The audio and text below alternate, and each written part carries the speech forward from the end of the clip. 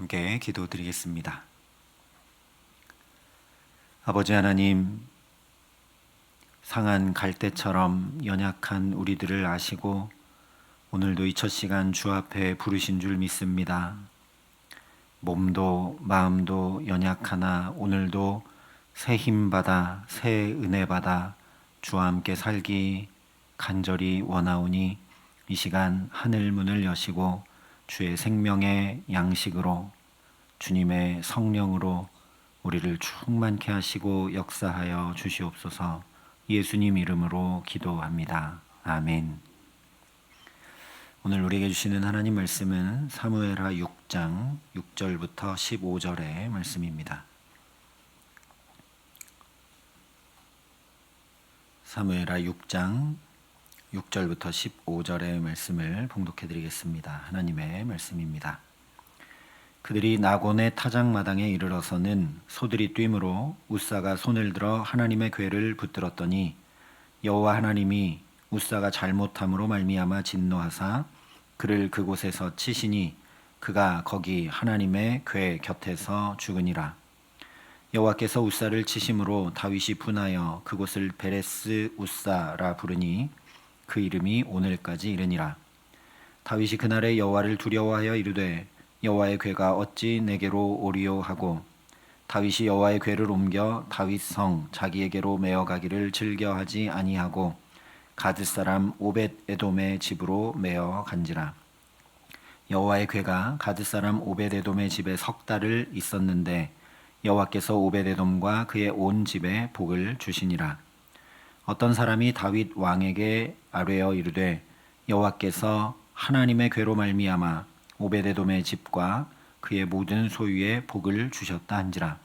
다윗이 가서 하나님의 궤를 기쁨으로 메고 오벳에돔의 집에서 다윗 성으로 올라갈새 여호와의 궤를 맨 사람들이 6걸음을 가매 다윗이 소와 살찐 송아지로 제사를 드리고 다윗이 여호와 앞에서 힘을 다하여 춤을 추는데 그때 다윗이 배 에봇을 입었더라.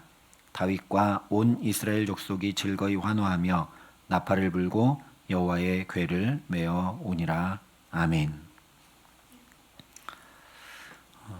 6장은 방치되어 있던 언약궤를 다윗이 예루살렘으로 모셔오는 일에 대해 전해주고 있습니다. 처음 블레셋과의 전쟁에서 패하여 언약궤를 빼앗겼다가 그 언약궤가 다시 이스라엘로 돌아온 후에 그러니까 사울이 통치했던 약 40년 동안 그대로 그냥 방치되어 있던 언약궤가 이제 드디어 예루살렘으로 들어오게 되는 아주 중요한 사건입니다. 일단 정치적으로 보자면 이것은 다윗의 왕권 강화를 위한 것이죠. 앞서 우리가 살펴봤던 것처럼 다윗이 하나님과 함께함으로 말미암아 점점 더 강성하여져 간 일 중에 하나라는 겁니다. 사울 왕은 이 언약궤와 전혀 상관없이 살았던 그 40년을 보냈지만 다윗은 이제 통치 초기부터 하나님의 언약궤를 예루살렘 중심에 모셔두고 행하고 있기 때문입니다. 그러나 그저 왕권 강화의 의미가 아니라 말씀드린 대로 역사적으로도 종교적으로도 매우 중요한 일입니다. 엘리제사상 시대에 빼앗겼던 언약궤가 이스라엘로 돌아왔음에도 불구하고 약 70년 또는 40년 정도 동안이나 원래 있어야 할 자리에 이 언약궤가 있지 못했기 때문입니다. 그러니까 이것은 이스라엘 백성들이 하나님 앞에 살지 않았다라는 것을 잘 드러내 보여주는 일이죠.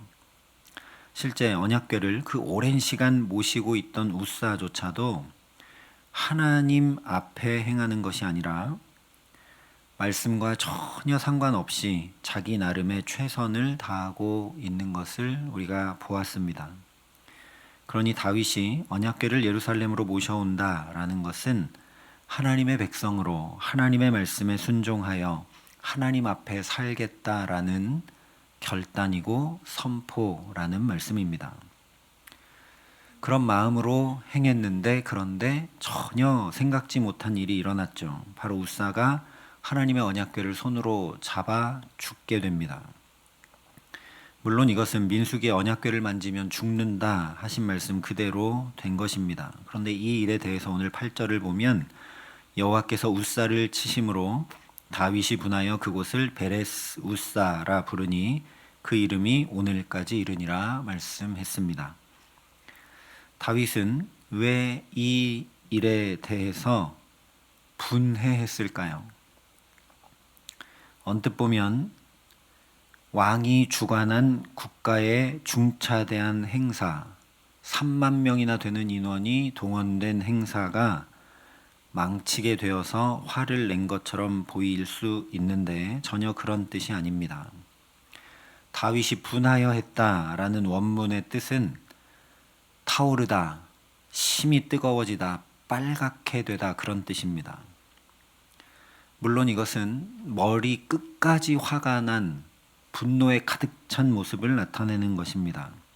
그래서 학자들은 다윗이 경솔하고 교만이 행한 자기 스스로에 대해서 이렇게 분을 낸 것이라 이야기하기도 합니다. 우사를 비난하거나 이 국가의 중차대한 행사를 망쳐서 분노한 것은 아니라는 거죠. 동시에 이 표현은 너무 부끄러워 얼굴이 빨개져 버린 것을 우리가 쉽게 생각할 수 있습니다. 그 단어의 뜻이 빨갛게 되다 그런 뜻이니까요. 즉 우사를 치신 일을 보고 다윗은 너무 창피하고 부끄러워 숨고 싶은 심정이 되었다라는 그런 얘기입니다. 어느 쪽으로 해석하든지 간에 우사의 죽음을 통해 다윗이 자신의 잘못을 깨닫게 된 것은 분명합니다. 그것은 바로 하나님의 말씀대로 행하지 못한 죄입니다. 2절에 말씀한 대로 원래 다윗은 하나님의 궤를 메어 오려고 했습니다. 그런데 막상 도착해 보니까 우사가 아주 정성스럽게 새 수레를 준비한 거죠. 약 70년 동안 엘리제 사장 시대 이후 약 70년 동안 언약궤를 모시고 있던 사람의 준비와 그 정성 앞에서 다윗은 아무 말도 하지 못했던 겁니다. 수레에 언약궤를 실어 운반하는 것은 하나님을 알지도 못하던 저 이방 블레셋이 행하던 것인데 철저한 준비와 지극한 정성에 눈이 멀어서 그냥 거기 동조하고 기뻐하고 그 사람 마음 상하지 않게 하고 언약궤의 이동을 따라갔던 겁니다. 하지만 다윗이 비록 그 지극한 정성이 아무 소용없게 되어서 혹 우사가 기분 나쁘게 되더라도 할 말, 즉 하나님의 말씀을 선포했어야 합니다. 하나님의 말씀에 언약궤를 누가 수레에 실어 움직이라 한 적이 있느냐? 그의 기름 부으신 제사장들이 어깨에 메고 옮기라 말씀하셨다. 선포하고 꾸짖었어야 마땅한 일이라는 겁니다. 다윗은 그러라고 하나님께서 기름 부어 왕으로 세우셨습니다.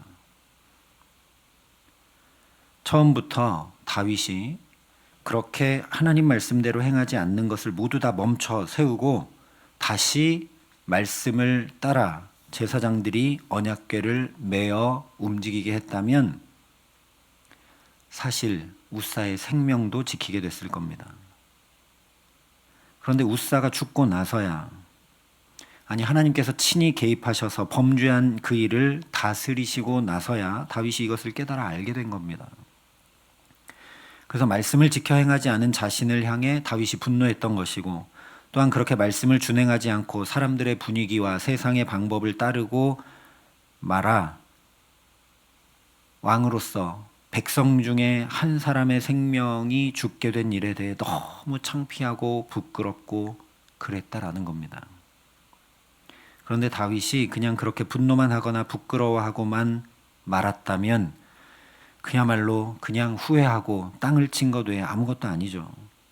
그러나 다윗은 후회가 아닌 회개로 다시 하나님 앞에 행합니다. 그 증거가 바로 그곳을 베레스 우사라고 이름지어 불렀다는 것입니다. 베레스는 치다라는 뜻이고 우사는 힘, 능력, 위엄이라는 뜻입니다. 그러니까 이것은 단순히 지명을 바꾸었다는 것이 아니라 나 자신이 우상이 되고 말았던 우사, 즉 자기 자신의 힘과 능력과 위엄을 하나님 말씀 앞에 거스르도록 행했던 그 우상과 같은 우사를 베레스 치겠다는 결단이라는 겁니다.